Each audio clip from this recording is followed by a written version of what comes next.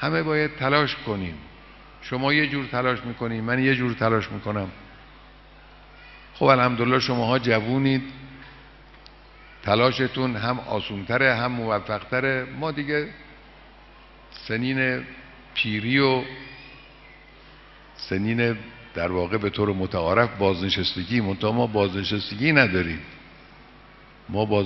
نداریم. ما هم تا اون دم آخر باید حرکت کنیم، لکن کار خودمون رو میکنیم. من به شما عرض بکنم بنده همین روزهایی که الان در خدمت شما هستیم، من کارم رو از ساعت 5 صبح شروع میکنم.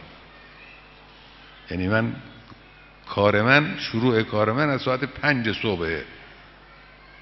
بعد از نماز صبح میرم مشغول کار میشم تا بعد بیاییم درس بگیم، بعد بریم یه استراحتی بکنیم، باز مشغول کار بشیم تا ظهر و تا عصر و تا حالا هر وقت که بشه تا شب.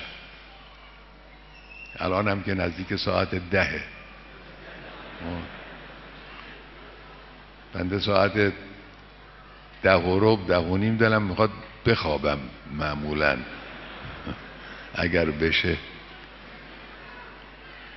کار باید کرد برادران، هرچی میتونید از این جوانی استفاده کنید. جواناتون رو هم تشویق کنید. کار بزرگی در پیش دارید برای اداره این کشور.